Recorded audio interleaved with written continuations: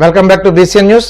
రాజ్యసభ సభ్యునిగా ఈ నెల 28వ తేదీన న్యూఢిల్లీలో ఉపరాష్ట్రపతి సమక్షంలో ప్రమాణ స్వీకారం చేయనున్నట్లు ఇటీవలే రాష్ట్రం నుండి రాజ్యసభకు ఏకగ్రీవంగా ఎన్నికైన పాకా వెంకట సత్యనారాయణ తెలిపారు. పశ్చిమ గోదావరి జిల్లా భీమవరం నరసాగ్రహారంలోని నర్సాపురం పార్లమెంట్ బీజేపీ కార్యాలయంలో ఆయన మీడియా సమావేశంలో మాట్లాడారు. పార్టీ నుండి ఒక ఎంపీ ఉన్న స్థానంలో తనకు రాజ్యసభ సభ్యునిగా అవకాశం ఇచ్చిన ఘనత ఒక బీజేపీకే దక్కిందన్నారు. పార్టీ రాష్ట్ర అధ్యక్షురాలు దగ్గుబాటి పురంధరేశ్వరి, 4 రాష్ట్ర ప్రధాన కార్యదర్శులు, ఎంపీలు, ఎమ్మెల్సీ, ఎమ్మెల్యేలు ఏకగ్రీవంగా తన పేరును సూచించడం అదృష్టంగా భావిస్తున్నట్లు చెప్పారు. ఒక వెనుకబడిన బీసీ సామాజిక వర్గం నుండి వచ్చిన వ్యక్తిని రాజ్యసభకు పంపించడం రాష్ట్రంలో జాతీయ పార్టీల నుండి ఇదే మొదటిసారని అన్నారు. కేంద్ర మంత్రి భూపతిరాజు శ్రీనివాసవర్మతో కలిసి ఈ ప్రాంత అభివృద్ధికి కృషి చేస్తానని, రాష్ట్రంలోని వివిధ అంశాలపై చట్టసభల్లో మాట్లాడి న్యాయం జరిగేలా చూస్తానని అన్నారు. ఆంధ్రప్రదేశ్ రాష్ట్రం నుంచి ఖాళీ అయిన రాజ్యసభ స్థానానికి ఎన్డీఏ కూటమిలో భాగంగా భారతీయ జనతా పార్టీకి కేటాయించడం, ఆ కేటాయించినటువంటి స్థానాన్ని నాకు కట్టబెట్టిన విషయం మీ అందరికీ కూడా తెలుసు. ఆంధ్రప్రదేశ్లో భారతీయ జనతా పార్టీ యొక్క ఆలోచన విధానాన్ని మరొకసారి స్పష్టం చేసింది కేంద్ర భారతీయ జనతా పార్టీ. 2 స్పష్టమైనటువంటి సంకేతాలు ఈ సమాజానికి భారతీయ జనతా పార్టీ నాయకత్వం తెలియజేయడం జరిగింది. సుదీర్ఘకాలంగా పనిచేసేటటువంటి కార్యకర్తకి ఒక సముచిత స్థానం కల్పించగలిగేటటువంటి సత్తా కలిగిన ఏకైక రాజకీయ పార్టీ బీజేపీ అని, ఒక వెనుకబడిన తరగతుల వ్యక్తులకి సముచితమైనటువంటి స్థానం కల్పించగలిగేటటువంటి అవకాశం కూడా భారతీయ జనతా పార్టీలో ఉందనేటటువంటి 2 స్పష్టమైనటువంటి సంకేతాలు నా యొక్క ఎంపిక ద్వారా ఈ సమాజానికి తేటతెల్లం చేయడం జరిగింది. దేశంలో అత్యున్నతమైనటువంటి సభకి ఎంపిక చేసేటటువంటి విషయంలో కేవలం కులము, మతమే ఆధారం కాకుండా పార్టీ పట్ల నిబద్ధత, అదే రకమైనటువంటి క్రమశిక్షణ ఆధారం కాకుండా విషయాల పట్ల అవగాహన, వీటన్నిటినీ కూడా ప్రామాణికంగా తీసుకున్నటువంటి విషయాలు కూడా నేను తెలియజేస్తాను. 4 మార్లు ఆంధ్రప్రదేశ్ రాష్ట్ర ఎన్నికల మేనిఫెస్టో డ్రాఫ్టింగ్ కమిటీలో మెంబర్గా ఉన్న కారణంగా అనేక సందర్భాల్లో రాష్ట్ర కార్యవర్గ సమావేశాల్లో తీర్మానాలు ప్రవేశపెట్టినటువంటి విషయాలతో వ్యవసాయ ఆధార, మత్స్య, రొయ్య అనేక పరిశ్రమలకు సంబంధించినటువంటి విషయాలను సృజిస్తూ ప్రాంతాల్లో ఉండుకున్నటువంటి మౌలిక సదుపాయాల కల్పనలో భాగంగా ఇట్టి ఆలోచనలన్నీ కూడా క్రోడీకరించి వీటన్నిటి ద్వారా నన్ను ఎంపిక చేసినందుకు రాష్ట్ర భారతీయ జనతా పార్టీకి, కేంద్ర భారతీయ జనతా పార్టీకి నేను ప్రత్యేకమైనటువంటి ధన్యవాదాలు తెలియజేస్తాను. వాస్తవంగా ఒక ప్రాంతంలో ఒకే చోట ఒక పార్లమెంట్ సభ్యుడు ఉండగా మళ్ళీ ఇంకొక పార్లమెంట్ సభ్యుడు ఎంపిక అనేది చాలా ఆశ్చర్యకరించే విషయం. అయితే ఇది భౌగోళికంగా మేమిద్దరం ఒక ఊరికి చెందిన వాళ్ళమే తప్ప నేను వచ్చి యావత్ ఆంధ్రప్రదేశ్ రాష్ట్రం అంతా కూడా నేను పనిచేస్తున్నటువంటి విషయం అందరూ కూడా తెలిసింది. కాబట్టి ఈ రకమైనటువంటి ఎంపికలో భౌగోళికంగా ఉన్నటువంటి మాకు కలిసి వచ్చేటువంటి విషయం ఏంటంటే, మా ప్రాంత అభివృద్ధిలో మా లోక్సభ అభ్యర్థి శ్రీనివాసరావు గారితో పాటు నేను కూడా వారికి చేదోడు వాదోడుగా ఉండేటటువంటి అవకాశం కూడా ఈ ప్రాంతం నుంచి జరగడం వల్ల ఎక్కువ సర్వీసెస్ అందించేటటువంటి అవకాశం ఈ ప్రాంతంలో జరిగేటువంటి పరిస్థితి. ఒక 2 సభల్లో నుంచి కూడా ఈ ప్రాంతం నుంచి ప్రాతినిధ్యం ఉన్న కారణంగా ఈ ప్రాంతానికి సంబంధించినటువంటి అనేక అంశాలు, ఈ రాష్ట్రానికి చెందినటువంటి అంశాలు కూడా ప్రస్తావించేటువంటి అవకాశం ఉంటుంది. ఈ యొక్క విషయంలో పార్టీ తీసుకునేటువంటి నిర్ణయంలో మాకు సహకరించినటువంటి జనసేన అధ్యక్షులు పవన్ కళ్యాణ్ గారు, తెలుగుదేశం అధినేత నారా చంద్రబాబు నాయుడు గారికి కూడా మేము ప్రత్యేకమైనటువంటి ధన్యవాదాలు తెలియజేస్తున్నాం. కూటమి ధర్మాన్ని పాటిస్తూ కూటమి యొక్క బలోపేతం కోసం ప్రయత్నం చేస్తూ ఆంధ్రప్రదేశ్ రాష్ట్ర అభివృద్ధిలో మా వంతు పాత్ర కూడా మేము పోషిస్తామని చెప్పి కూడా ఈ సందర్భంగా మీకు తెలియజేస్తాం. ఇది ఒక అన్అపోజ్డ్ క్యాండిడేట్ అనేటటువంటి విషయం కూడా స్పష్టమైంది. అన్అపోజ్డ్ అంటే ఎవరు కూడా ఒక్కొక్క నామినేషన్ లేకుండా మాకు పూర్తి స్థాయి అవకాశాన్ని కల్పించేటటువంటి అన్అపోజ్డ్ నాకు 2 రకాలుగా వర్తిస్తుంది. విధిని పార్టీలో కూడా అన్అపోజ్డ్ క్యాండిడేట్ అయ్యింది. ఇది రాజకీయాల్లో చాలా ఆహ్వానించదగ్గ పరిణామం.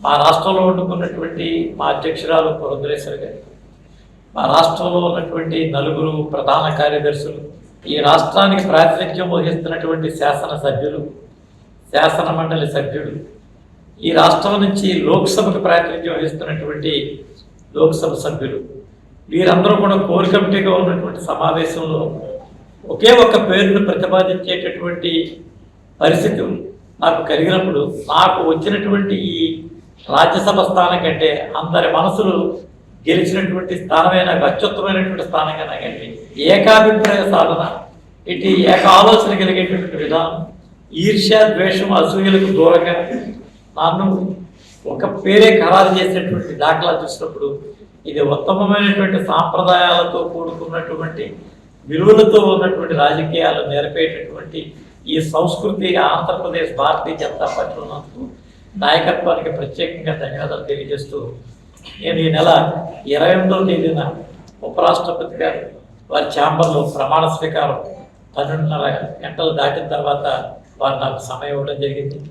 అయితే ఇందున సుమారు 10 మంది సభ్యులకి అనుమతి ఇవ్వడం జరిగింది. ఈ రోజు ఉన్నటువంటి పరిస్థితుల్లో వీరందరి సమక్షంలోనే ఈ నెల 28వ తేదీన నేను పూర్తి స్థాయి ప్రమాణ స్వీకారం చేసి అక్కడ పెద్దలందరినీ కూడా కలిసి వారికి ప్రత్యేకంగా ధన్యవాదాలు చేసి నేను కార్యోన్ముఖుడిని కాగలని చెప్పి మరొకసారి పార్టీ పరంగా ఆ కార్యక్రమాలు కొనసాగుతూ ఉంటాయి.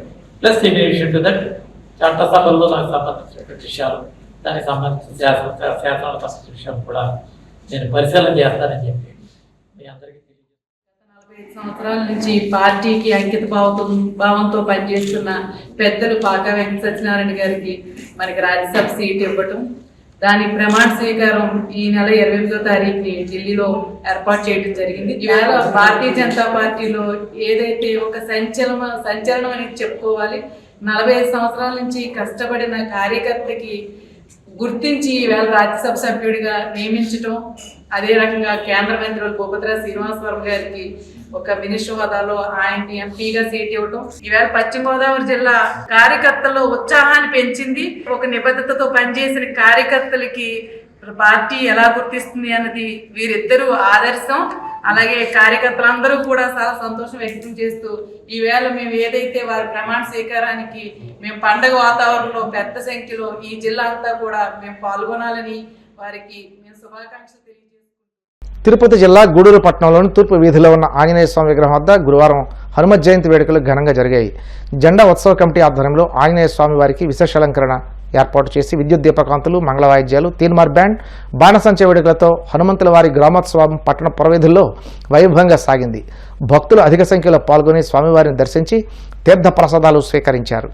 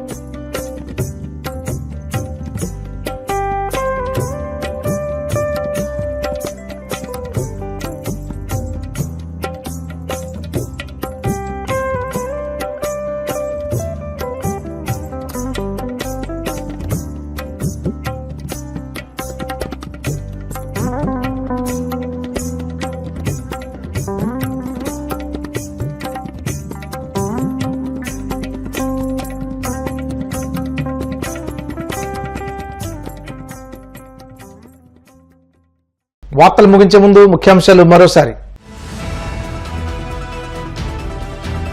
విజయవాడలో నిర్వహించిన జీవ వైవిధ్య వేడుకల్లో పాల్గొన్న డిప్యూటీ సీఎం పవన్ కళ్యాణ్ ప్రకృతి నుండి తీసుకోవడమే కాకుండా ఇవ్వడానికి అలవాటు పడాలని సూచన. చంద్రబాబు ప్రభుత్వం ఏడాది పాలనలో అన్ని రంగాల్లో విఫలమైందన్న జగన్, రాష్ట్రంలో యథేచ్ఛగా రెడ్ బుక్ రాజ్యాంగం అమలు చేస్తున్నారని ధ్వజం. వైసీపీ మనుగడ కోసమే జగన్ మీడియా ముందుకు వచ్చారన్న నక్కా ఆనందబాబు, అమరావతి పోలవరం పనులు మళ్లీ ఊపందుకోవడంతో ఓరవలేక విషం చిమ్ముతున్నారని ధ్వజం.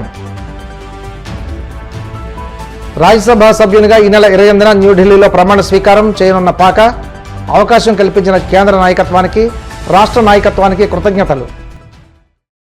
ఈ వార్తలు ఇంతటితో సమాప్తం. మరిన్ని వార్తల కోసం BCN digital YouTube channel, Facebook page follow అవ్వండి. అప్డేట్ వార్తల కోసం ప్లీజ్ సబ్స్క్రైబ్.